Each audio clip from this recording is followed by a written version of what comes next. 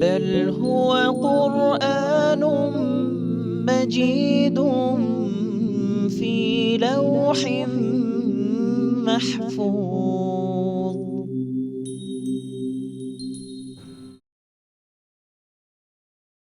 بسم الله الرحمن الرحيم.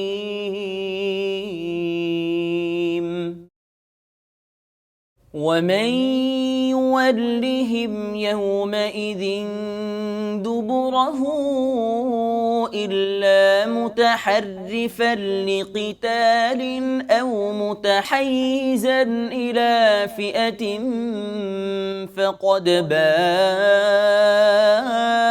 بغضب من الله ومأواه جهنم وبئس المصير.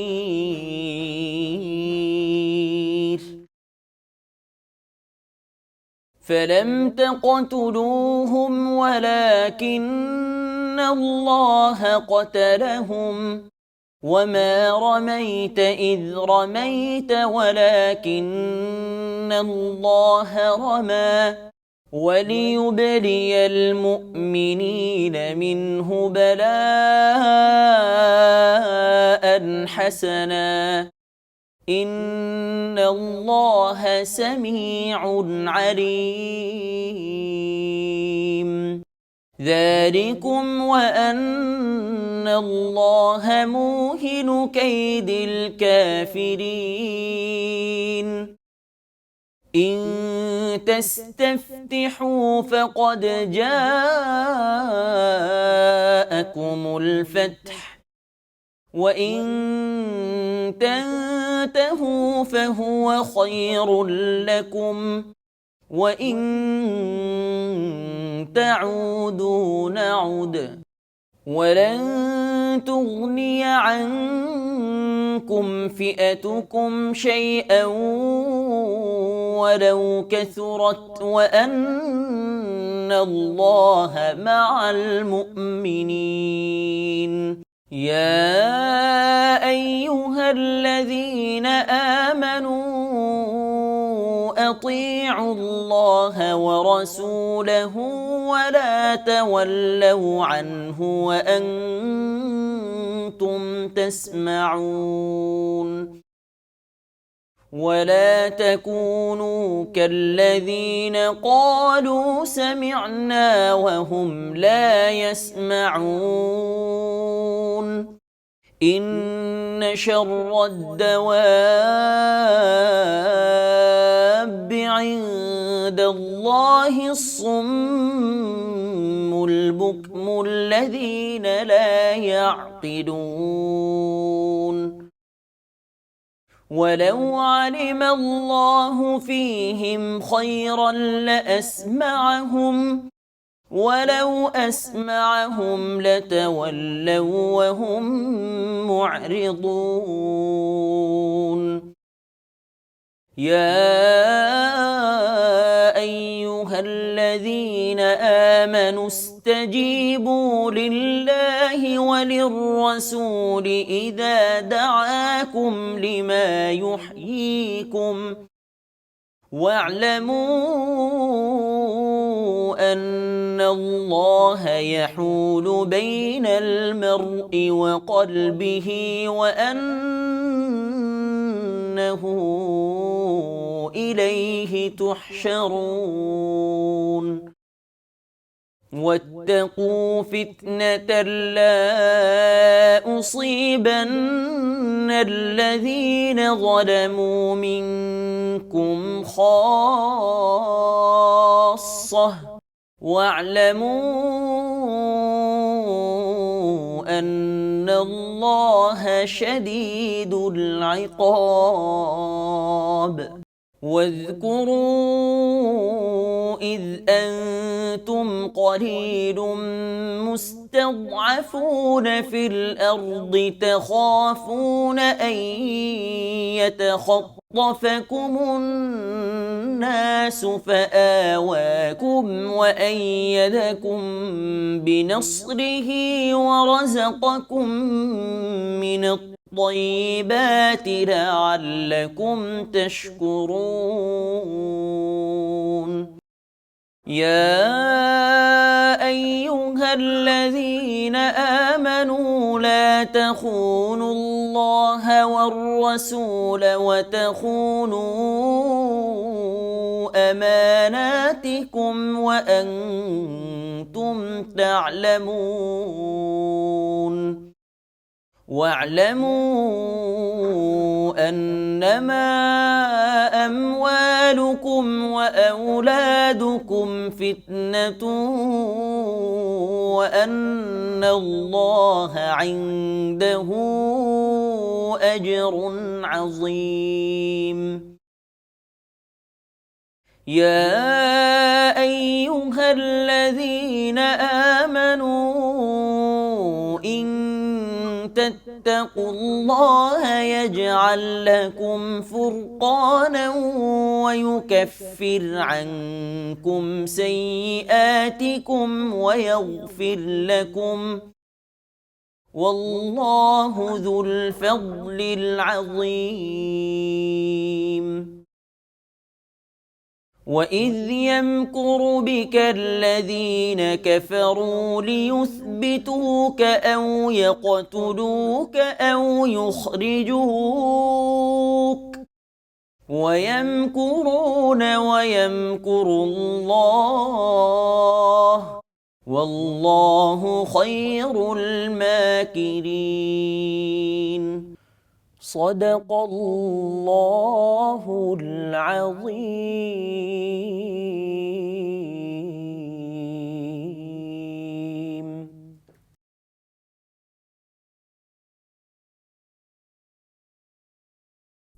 পরম দয়ালু আল্লাহর নামে। সেদিন যুদ্ধ কৌশল অবলম্বন কিংবা দলে স্থান নেওয়া ব্যতীত কেহ তাহাদেরকে পৃষ্ঠ প্রদর্শন করিলে সে তো আল্লাহর বিরাগ ভাজন হইবে এবং তাহার আশ্রয় জাহান্নাম, আর উহা কত নিকৃষ্ট প্রত্যাবর্তন স্থল। তোমরা তাহাদেরকে হত্যা কর নাই, আল্লাহ তাহাদেরকে হত্যা করিয়াছেন। এবং তুমি যখন নিক্ষেপ করিয়াছিলে তখন তুমি নিক্ষেপ কর নাই, আল্লাহই নিক্ষেপ করিয়াছিলেন। এবং ইহা মুমিনগণকে আল্লাহর পক্ষ হইতে উত্তমরূপে পরীক্ষা করিবার জন্য। আল্লাহ সর্বশ্রোতা, সর্বজ্ঞ। ইহাই তোমাদের জন্য আল্লাহ কাফিরদের ষড়যন্ত্র দুর্বল করেন। তোমরা মীমাংসা চাহিয়াছিলে, তাহা তো তোমাদের নিকট আসিয়াছে। যদি তোমরা বিরত হও তবে উহা তোমাদের জন্য কল্যাণকর। যদি তোমরা পুনরায় করো তাতে আমিও পুনরায় শাস্তি দিব। এবং তোমাদের দল সংখ্যায় অধিক হইলেও তোমাদের কোনো কাজে আসিবে না। এবং নিশ্চয়ই আল্লাহ মুমিনদের সঙ্গে রহিয়াছেন। হে মুমিনগণ, আল্লাহ ও তাঁহার রাসূলের আনুগত্য করো, এবং তোমরা যখন তাহার কথা শ্রবণ করিতেছ তখন উহা হইতে মুখ ফিরাইও না। এবং তোমরা তাহাদের ন্যায় হইও না যাহারা বলে শ্রবণ করিলাম, বস্তুত তাহারা শ্রবণ করে না। আল্লাহর নিকট নিকৃষ্টতম জীব সেই বধির মুখ যাহারা কিছুই বোঝে না। আল্লাহ যদি তাহাদের মধ্যে ভালো কিছু দেখিতেন তবে তিনি তাহাদেরকেও শুনাইতেন, কিন্তু তিনি তাহাদেরকে শুনাইলেও তাহারা উপেক্ষা করিয়া মুখ ফিরাইত। হে মুমিনগণ, রাসূল যখন তোমাদেরকে এমন কিছুর দিকে আহ্বান করে যাহা তোমাদেরকে প্রাণবন্ত করে, তখন আল্লাহ ও রাসূলের আহ্বানে সাড়া দিবে। এবং জানিয়া রাখো, আল্লাহ মানুষ ও তাহার অন্তরের মধ্যবর্তী হইয়া থাকেন, এবং তাঁহারই নিকট তোমাদেরকে একত্র করা হইবে। তোমরা এমন ফিতনাকে ভয় করো যাহা বিশেষ করিয়া তোমাদের মধ্যে যাহারা জালিম কেবল তাহাদেরকেই ক্লিষ্ট করিবে না। এবং জানিয়া রাখো, নিশ্চয়ই আল্লাহ শাস্তিদানে কঠোর। স্মরণ করো, তোমরা ছিলে স্বল্প সংখ্যক, পৃথিবীতে তোমরা দুর্বল রূপে পরিগণিত হইতে। তোমরা আশঙ্কা করিতে যে লোকেরা তোমাদেরকে অকস্মাৎ ধরিয়া লইয়া যাইবে। অতঃপর তিনি তোমাদেরকে আশ্রয় দেন, স্বীয় সাহায্য দ্বারা তোমাদেরকে শক্তিশালী করেন, এবং তোমাদেরকে উত্তম বস্তুসমূহ জীবিকারূপে দান করেন, যাহাতে তোমরা কৃতজ্ঞ হও। হে মুমিনগণ, জানিয়া শুনিয়া আল্লাহ ও তাঁহার রাসূলের সঙ্গে বিশ্বাস ভঙ্গ করিবে না, এবং তোমাদের পরস্পরের আমানত সম্পর্কেও বিশ্বাস ভঙ্গ করিও না। এবং জানিয়া রাখো, তোমাদের ধন সম্পদ ও সন্তান সন্ততি তো এক পরীক্ষা, এবং আল্লাহরই নিকট মহাপুরস্কার রহিয়াছে। হে মুমিনগণ, যদি তোমরা আল্লাহকে ভয় করো, তবে আল্লাহ তোমাদেরকে ন্যায় অন্যায় পার্থক্য করিবার শক্তি দিবেন, তোমাদের পাপ মোচন করিবেন এবং তোমাদেরকে ক্ষমা করিবেন, এবং আল্লাহ অতিশয় মঙ্গলময়। স্মরণ করো, কাফিররা তোমার বিরুদ্ধে ষড়যন্ত্র করে তোমাকে বন্দী করিবার জন্য, হত্যা করিবার অথবা নির্বাসিত করিবার জন্য, এবং তাহারা ষড়যন্ত্র করে এবং আল্লাহও কৌশল করেন, আর আল্লাহই সর্বশ্রেষ্ঠ কৌশলী।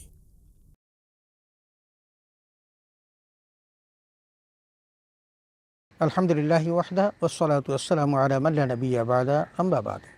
সুপ্রিয় দর্শক শ্রোতা, আসসালামু আলাইকুম ওয়া রাহমাতুল্লাহি ওয়া বারাকাতুহু। সময় সংবাদের নিয়মিত অনুষ্ঠান লৌহে মাহফুজ থেকে আপনাদের সকলকে জানাচ্ছি আন্তরিক শুভেচ্ছা ও মোবারকবাদ। সুপ্রিয় শ্রোতা, আমরা এতক্ষণ পর্যন্ত পবিত্র কোরআনুল কারীমের সূরা আনফালের 16 থেকে 30 নম্বর আয়াতের তেলাওয়াত শুনলাম তরজমা। আসুন আমরা এই আয়াতে কারিমাগুলোর সংক্ষিপ্ত তাফসীর শুনে আল্লাহ তাআলা আমাদের সকলকে পবিত্র কোরআন বোঝার তৌফিক দান করুন, আমিন। সুপ্রিয় শ্রোতা, 16 নম্বর আয়াতে আল্লাহ তাআলা বলেন, ওমাই ইউআল্লিহিম ইয়াওমাইযিন দুবুরাহু ইল্লা মুতাহাররিফান লিকাতারিন আল মুতাহাইয়িজান ইলা ফিয়াতিন ফাকাদ বাআ বিগাদাবিন মিনাল্লাহ।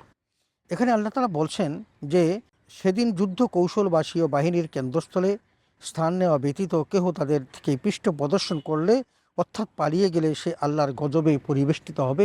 এখানে আল্লাহ তাআলা যারা যুদ্ধের ময়দান থেকে তথা এই জিহাদের ময়দান থেকে পালিয়ে যায় তাদের শাস্তির সম্পর্কে বলতে গিয়ে বলেছেন, ওমা ওয়াহু জাহান্নাম, এবং তাদের আশ্রয় হবে জাহান্নাম, ওয়াবি ইসাল মাসির, এবং সেই প্রত্যাবর্তনটা হবে জাহান্নামে, যাওয়াটা হবে অত্যন্ত নিকৃষ্ট। অতএব কেউ যেন যুদ্ধের ময়দানে গেলে অর্থাৎ জিহাদের ময়দানে গেলে সেই জিহাদের ময়দান থেকে কোনো অবস্থায় যেন সে পৃষ্ঠ প্রদর্শন না করে অর্থাৎ পালিয়ে না যায়। 17 নম্বর আয়াতে আল্লাহ তাআলা বলেন, ফালাম তাকতুলুহুম ওয়ালাকিন্নাল্লাহ কাতলাহুম আমা রামাইতা ইয রামাইতা ওয়ালাকিন্নাল্লাহ রামা। এখানে আল্লাহ তাআলা বদরের যুদ্ধে মুসলমানদেরকে যে সাহায্য করেছেন সেই প্রত্যক্ষ সাহায্যের ব্যাপারে বলতে গিয়ে আল্লাহ বলেন যে তোমরা তাদেরকে হত্যা করনি, বরং আল্লাহ তাআলাই তাদেরকে হত্যা করেছেন। আরেকটি বিষয় তুলে ধরেছেন, সেটা হলো এই রাসূল আকরাম সাল্লাল্লাহু আলাইহি ওয়াসাল্লাম ওই যুদ্ধে তিনি কিছু মাটি হাতে নিয়ে তিনি ফু দিয়ে ছেড়ে দিয়েছিলেন এবং সেগুলো প্রত্যেকটি কাফেরের চোখে চোখে পৌঁছে যায় এবং সেই মুহূর্তে মুসলমানরা অতর্কিত আক্রমণ করে। আল্লাহ তাআলা বলেন যে এই যে মাটিটা তাদের চোখে পৌঁছে দেওয়াটা, সেই কাজটি আমি আল্লাহ তাআলা নিজেই করেছি, এবং এটা করা হয়েছিল মুমিনদের উত্তম পুরস্কার দান করার জন্য। নিঃসন্দেহে আল্লাহ সব কিছু শুনেন এবং জানেন। সুপ্রিয় শ্রোতা, 18 নম্বর আয়াতে আল্লাহ তাআলা বলেন, যালিকুম আন্নাল্লাহা মুহিনু কাইদিল কাফিরিন। আল্লাহ বলছেন যে এমনিভাবেই আল্লাহ কাফিরদের সকল চক্রান্তকে আল্লাহ দুর্বল করে দেন এবং নস্যাৎ করে দেন।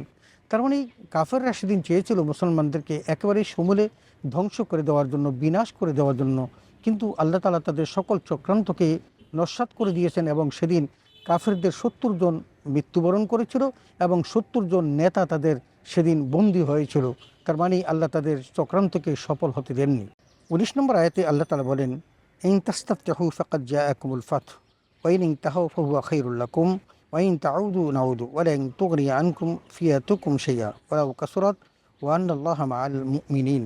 আল্লাহ তাআলা বলছেন, হে কাফেররা, তোমরা তো সত্যের বিজয় চাচ্ছ, বিজয় তো তোমাদের সামনেই এসেছে। তোমরা যদি এখনও মুসলিমদের অনিষ্ট করা হতে বিরত থাকো তাহলে তা তোমাদের পক্ষেই কল্যাণকর হবে, আর যদি পুনরায় তোমরা এই কাজ করো তাহলে আমিও তোমাদের পুনরায় শাস্তি দিব। তার মানে আল্লাহ তাআলা তাদের এই শাস্তির মধ্য দিয়ে জানিয়ে দিচ্ছেন যে তোমরা মুসলমানদের সাথে যদি সম্পৃক্ত হয়ে দিন কায়েম করো তাহলে তোমাদের জন্য এটাই কল্যাণকর। যদি তোমরা আবার আগের মতো সেই ভুল করো তাহলে তোমাদের জন্য আবারও শাস্তি নিহিত থাকবে।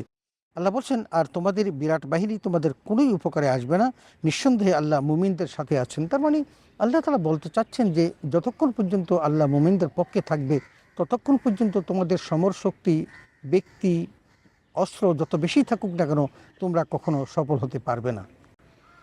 20 নম্বর আয়াতে আল্লাহ তাআলা বলেন, ইয়া আইয়ুহাল্লাযীনা আমানু আতিউল্লাহা ওয়া রাসূলাহু ওয়া লা তাওয়াল্লাউ আনহু ওয়া আনতুম তাসমাউন। আল্লাহ বলছেন যে হে মুমিনগণ, আল্লাহ তার রাসূলের আনুগত্য করো। আসলেই মুসলমানদের জন্য আল্লাহ এবং তার রাসূলের আনুগত্যের বাহিরে যাওয়ার কোনো সুযোগ নেই। কারণ তারা যদি মুসলমান দাবি করতে চায় এবং মুসলমানের মধ্যে প্রতিষ্ঠিত থাকতে চায়, তাহলে তাদেরকে আল্লাহ এবং তার রাসূলের আনুগত্য করতেই হবে। তোমরা যখন তার কথা শুনছো, তখন তোমরা তার আনুগত্য হতে মুখ ফিরিয়ে নিও না। এই জন্য আল্লাহ তারা মুসলমানদেরকে বা মুমিনদেরকে লক্ষ্য করে বলছেন, তোমরা যেহেতু রাসূলের কথা শুনছো, অতএব তোমরা তার কথা শুনতেই থাকো, তার আনুগত্য করতে থাকো, সেখান থেকে তোমরা কখনো মুখ ফিরিয়ে নেওয়ার চেষ্টা করো না এবং মুখ ফিরিয়ে নিও না। 21 নম্বর আয়াতে আল্লাহ তাআলা বলেন, ওয়ালা তাকুনু কাল্লাযীনা ক্বালু সামি'না ওয়া হুম লা ইয়াসমাউন। আল্লাহ ওই কাফিরদের মতো যেন না হয়, সেই কথা বলতে গিয়ে বলেন, তোমরা ওইসব লোকের মতো হইও না যারা বলে আমরা আপনাদের কথা শুনলাম, কার্যত তারা কিছুই শুনে নাই। আসলে কাফির মুশরিকরা তাদের অন্তরের মন দিয়ে তারা কখনো শুনে না, তারা তাদের বাহ্যিক মন দিয়ে তারা শুনে এবং সেটা কিছুক্ষণ পরে তারা ভুলে যায়। এই জন্য আল্লাহ বলছেন যে তোমরা যেহেতু ঈমান এনেছো, তোমরা সেই অন্তরের মন দিয়ে শুনো এবং তাদের মতো হয়েও না যে তারা বলে যে আমরা শুনলাম এবং আসলে কার্যত তারা কিছুই শুনে নেই, এমনটি তাদের বাহ্যিক আচরণে প্রমাণ হয়।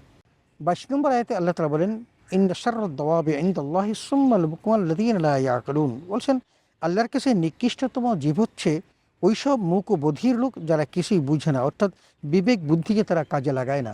তোমাদের সামনে আল্লাহ বিবেক দিয়েছেন, বুদ্ধি দিয়েছেন, কোনটা আল্লাহর কথা, কোনটা রাসূলের কথা, কোনটা সৎ, কোনটা অসৎ, এই সম্পর্কে আল্লাহ তাআলা তোমাদেরকে যেহেতু শক্তি দিয়েছেন, তোমরা সেটা বোঝার চেষ্টা করো এবং যদি তা না হতে পারো, তাহলে আল্লাহ ওই বধির এবং মুগ্ধের মতো তোমাদেরকে অপমানিত করবেন এবং আল্লাহ তাদের মতো না হওয়ার জন্য তোমাদেরকে সাবধান করে দিচ্ছেন।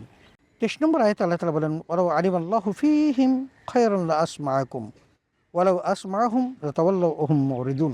আল্লাহ বলছেন, আল্লাহ যদি জানতেন যে তাদের মধ্যে কল্যাণকর কিছু নিহিত রয়েছে, তাহলে অবশ্যই তিনি তাদেরকে শোনার তৌফিক দিতেন। আল্লাহ তাদেরকে শোনার তৌফিক দেন নাই, কারণ তাদের এই শোনার মধ্যে কোনো কল্যাণকর কিছুই ছিল না। তিনি যদি তাদেরকে শোনাতেন, তাহলে তারা উপেক্ষা করে মুখ ফিরিয়ে অন্যদিকে চলে যেত। আল্লাহ জানেন যে তাদেরকে যদি সত্য কথা শোনানো হতো, তবুও তারা মুখ ফিরিয়ে অন্যদিকে চলে যেত, তারা সত্যকে গ্রহণ করতো না। এই জন্য আল্লাহ বলছেন যে আল্লাহ এইটা জানতেন এবং তাদের যদি কল্যাণকর কোনো কিছু থাকতো, তাহলে আল্লাহ অবশ্যই তাদেরকে শোনার ব্যবস্থা করতেন। 24 নম্বর আয়াতে আল্লাহ তাআলা বলেন, ইয়া আইয়ুহাল্লাযীনা আমানু ইসতাজীবু লিল্লাহি ওয়া লির রাসূল ইযা দাআকুম লিমা ইউহয়ীকুম।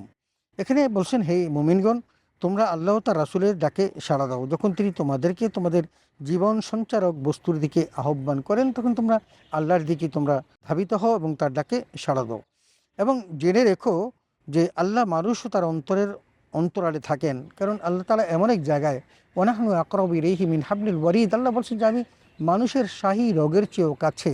অতএব আল্লাহ মানুষ তার অন্তরালে তিনি থাকেন। পরিশেষে তার কাছেই তোমাদেরকে সমবেত হতে হবে, কারণ তোমরা আবার যেদিন কিয়ামত সংঘটিত হবে, সেদিন কিন্তু যে যেখানেই থাকো না কেন, সেই কবর থেকে উঠে আল্লাহর কাছেই কিন্তু তোমরা সমবেত হবে।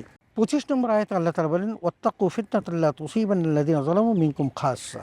এখন আল্লাহ বলছেন, তোমরা সেই ফিতনাকে ভয় করো যা তোমাদের মধ্যকার শুধুমাত্র জালিম বা পাপিষ্ঠকেই বিশেষভাবে গ্রাস করবে। এটা আল্লাহ তাআলা এই জন্য বলছেন যে আল্লাহ তাআলা যে সমস্ত বিপদ আপদ বালা মুসিবত দেন এবং তাদেরকে যে শাস্তি দেন, এটা শুধু তারাই ভোগ করবে যারা নিজেদের প্রতি জুলুম করে। এবং আল্লাহ এটাও বলছেন, ওয়ালামু আন্নাল্লাহা শাদীদুল ইকাব, তোমরা জেনে রেখো যে নিশ্চয়ই আল্লাহ শাস্তি দানে খুবই কঠোর। অতএব তোমরা যদি আল্লাহর শাস্তি থেকে বেঁচে থাকতে চাও, তাহলে তোমরা সত্যের পথে আসো, সত্যের কথা শুনো এবং তোমরা সৎ পথে থাকার চেষ্টা করো। তা না হলে তোমরা যদি জালেম হও, জুলুম করো, তাহলে আল্লাহর আযাব কিন্তু তোমাদেরকে অবশ্যই স্পর্শ করবে। 26 নম্বর আয়াত আল্লাহ তাআলা বলেন, ওয়াযকুরু ইয আনতুম কালীলুন মুস্তাদআফুনা ফিল আরদি তাখাফুনা আন ইয়াতাখাত্তাবাকুমুন নাস ফাওয়াকুম ওয়া আইয়াদাকুম বিনাসরি। এখানে আল্লাহ তাআলা বড় একটা আয়াতের মধ্যে বলেন, স্মরণ করো যখন তোমরা ভূপৃষ্ঠে খুব দুর্বল রূপে পরিগণিত হতে, কারণ মুসলমানদের সংখ্যা ছিল একেবারেই কম, তারা ছিল দুর্বল। কাফের মুশরিকরা যখন তখন তাদের উপর হাত তুলতো, তাদেরকে হত্যা করত, তাদের উপর নির্যাতন করত। আল্লাহ বলেন, আর তোমরা ওই সংখ্যায় নিপতিত থাকতে যে লোকেরা আকস্মাৎ তোমাদের ধরে নিয়ে যাবে এবং তোমাদেরকে বিভিন্নভাবে নির্যাতন করবে, এমন অবস্থাতেই তো তোমরা একসময় ছিলে।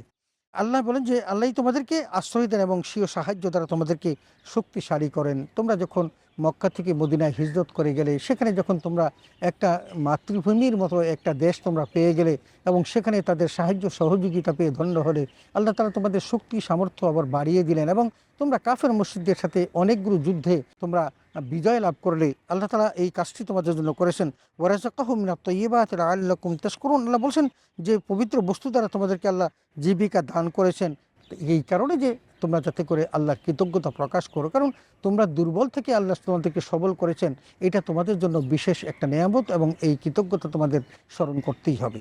27 নম্বর আয়াতে আল্লাহ তাআলা বলেন, ইয়া আইয়ুহাল্লাযীনা আমানু লা তাখুনুল্লাহা ওয়া রাসূল ওয়া তাখুনু আমানাতিকুম ওয়া আনতুম তা'লামুন। আল্লাহ বলছেন, হে মুমিনগণ, তোমরা জেনে শুনে আল্লাহ ও তার রাসূলের সাথে বিশ্বাসঘাতকতা করো না। তোমরা যেহেতু জানো তোমরা সত্যের পথে আছো, সুতরাং আল্লাহ এবং তার রাসূলের সাথে বিশ্বাসঘাতকতা তোমরা কখনো করবে না এবং তোমাদের পরস্পরের আমানত সম্পর্ক তোমরা বিশ্বাসভঙ্গ করবে না। তোমাদের কাছে যদি কেউ আমানত রাখে, আমানতের খেয়ানত করা, এটা হলো মুনাফিকি। এই জন্য রাসূল আকরাম সাল্লাল্লাহু আলাইহি ওয়াসাল্লাম মুনাফিকের আলামত হিসেবে 3টা বিষয়কে চিহ্নিত করেছেন। একটা হলো ইদা হাদ্দাসা কাযযাবা, যখন সে কথা বলে কথায় কথায় সে মিথ্যা বলে। উতিবিনা খানা, যখন তার কাছে কোনো আমানত রাখা হয় তখন সে তার খেয়ানত করে। এবং ইদা ওয়াদা আখলাফা, যখন সে কাউকে কোনো প্রতিশ্রুতি দেয় তখন সে সেই প্রতিশ্রুতি ভঙ্গ করে। এই জন্য আল্লাহ বলছেন যে ওয়াতাকুলু আমানাতিকুম ওয়া আনতুম তা'লামুন, তোমরা জেনে শুনে অন্যের আমানতকে তোমরা বিশ্বাসঘাতকতার সাথে খেয়ানত করো না। 28 নম্বর আয়াতে আল্লাহ তাআলা বলেন, ওয়ালামু আন্নামা আমওয়ালুকুম ওয়া আওলাদুকুম ফিতনা ওয়া আন্নাল্লাহা ইনদাহু আজরুন আযীম। আল্লাহ স্পষ্ট জানিয়ে দিচ্ছেন, জেনে রেখো হে দুনিয়ার মানুষেরা, যে তোমাদের যে ধন সম্পদ, সন্তান সন্ততি, এই সকল কিছুই কিন্তু তোমাদের ফিতনা বা পরীক্ষার বস্তু। এবং তোমরা জেনে রেখো যে আল্লাহর কাছে মহা পুরস্কার রয়েছে। তোমরা সম্পদ এবং সন্তান সন্ততি দিয়ে তোমরা যখন ভরপুর হবে, তখন আল্লাহকে যদি তোমরা ভুলে যাও, তোমরা মনে রেখো যে আল্লাহ তাআলা তোমাদের এই সন্তান সন্ততি কোনো কিছুই কিন্তু কিয়ামতের মাঠে তোমাদের কোনো উপকারে আসবে না এবং তোমরা সেদিন এই বিপদগ্রস্ত হবে যদি তোমরা তোমাদের সন্তান এবং সন্ততির উপরে এবং সম্পদের উপরে তোমরা নির্ভর করতে থাকো। এই জন্য আল্লাহ বলছেন, এগুলো তোমাদের জন্য পরীক্ষার বস্তু, এগুলোকে পরিহার করে তোমরা পরকালীন জীবনের জন্য কল্যাণকর কাজ করতে থাকো। আল্লাহ তাআলা 29 নম্বর আয়াতে বলেন, ইয়া আইয়ুহাল্লাযীনা আমানু ইন তাত্তাকুল্লাহা ইয়াজআল লাকুম ফুরকানান ওয়া ইউকাফির আনকুম সাইয়্যাতিকুম ওয়া ইয়াগফির লাকুম আল্লাহু যুল ফাদলিল আযীম।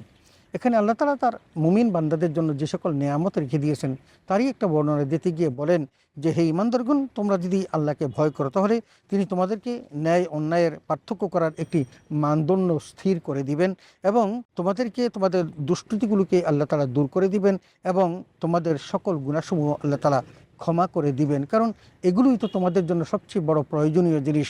আল্লাহ তাআলা যদি তোমাদেরকে একটা মানদণ্ড নির্ণয় করে দেন সত্য মিথ্যা পার্থক্য করার মতো, এবং তোমাদের যদি গুনাহসমূহকে আল্লাহ মাফ করে দেন এবং তোমাদের ক্ষমা করে দেন, তাহলে তোমাদের জেনে রাখো আল্লাহু যুল ফাদলিল আযীম, যে আল্লাহ বড়ই অনুগ্রহশীল এবং মঙ্গলময় দয়ালু। অতএব আল্লাহ তাআলা তোমাদেরকে এই কল্যাণকর জিনিসগুলো দিলে তোমাদের জন্য দুনিয়াতে আর অন্য কিছুর প্রাপ্তির আশা থাকবে না এবং প্রয়োজন হবে না। 30 নম্বর আয়াতে আল্লাহ তাআলা বলেন, ওয়াইদ ইয়ামকুরু বিকাল্লাযীনা কাফারু লিয়ুসবিতুক আও ইয়াকতুলুক আও ইখরুজুক ওয়া ইয়ামকুরুনা ওয়া ইয়ামকুরুল্লাহু ওয়াল্লাহু খায়রুল মাকিরিন। আল্লাহ বলছেন, আর স্মরণ করো যখন কাফেররা তোমার বিরুদ্ধে ষড়যন্ত্র করছিল, তোমাকে বন্দী করবে অথবা হত্যা করবে কিংবা নির্বাসিত করবে, তারাও ষড়যন্ত্র করতে থাকুক। আল্লাহ স্বীয় নবীকে বাঁচানোর কৌশল করে থাকেন এবং আল্লাহর চেয়ে মহা কৌশলী আর কেউ হতে পারে না। কারণ ওই কাফের মুশরিকরা সিদ্ধান্ত নিয়েছিল এবং তারা বলেছিল যে রাসূল আকরাম সাল্লাল্লাহু আলাইহি ওয়াসাল্লামকে বন্দী করবে অথবা তাকে হত্যা করে দিবে অথবা তাকে দেশ থেকে বিতাড়িত করবে। এগুলো তাদের ওই দারুন নাদওয়াতে বেশি যখন তারা সিদ্ধান্ত নেন, আল্লাহ রাব্বুল আলামিন তাদের এই সিদ্ধান্তগুলো শুনেন। অতএব আল্লাহ রাব্বুল আলামিন তাদের এই অ্যাকশন নেওয়ার জন্য আল্লাহ যে মহাকুশলী সেটা আল্লাহ দেখিয়ে দিয়েছেন। তারা তাকে রাসূলকে হত্যাও করতে পারে নাই, দেশ থেকে দেশান্তরিত করতে পারে নাই এবং রাসূলকে তারা বন্দীও করতে পারে নাই। অথচ আল্লাহ রাব্বুল আলামিন তার নবীকে আবার একটি জায়গাতে পুনঃপ্রতিষ্ঠিত করার জন্য সর্বশক্তি দিয়েছেন এবং মুসলমানরা মক্কা থেকে মদিনায় গিয়ে তারা শক্তি সঞ্চার করে সেখানে তারা একটা মুসলিম সাম্রাজ্য কায়েম করতে সক্ষম হয়েছে। সুপ্রিয় দর্শক শ্রোতা, আমরা সূরা আনফালের 16 থেকে 30 নম্বর আয়াতের তেলাওয়াত, তরজমা এবং তাফসির শুনলাম। এই আয়াতে কারিমাগুলোতে আল্লাহ তাআলা অনেকগুলো বিধানের কথা বলেছেন এবং বিশেষ করে আল্লাহ এবং তার রাসূলের আনুগত্য করতে বলেছেন। কাফির মুশরিকরা যে সকল ষড়যন্ত্র করেছিল, সকল ষড়যন্ত্রকে ধূলিসাৎ করে দিয়ে আল্লাহ তাআলা তাদেরকে বদরের প্রান্তরে তাদেরকে বিজয় দান করেছেন। কাফির মুশরিকরা চেয়েছিল মুসলমানদেরকে নিশ্চিহ্ন করে দেওয়ার জন্য, কিন্তু সেটা তারা পারেনি। তারা চেয়েছিল রাসূল আকরাম সাল্লাল্লাহু আলাইহি ওয়াসাল্লামকে বন্দী করতে, হত্যা করতে এবং দেশ থেকে দেশান্তরিত করতে। কিছুই তাদের পক্ষে সম্ভব হয় নাই। তারা কৌশল করেছিল, পরিকল্পনা করেছিল রাসূলকে উৎখাত করে দেওয়ার জন্য, কিন্তু আল্লাহ তাআলা তো মহাকুশলী।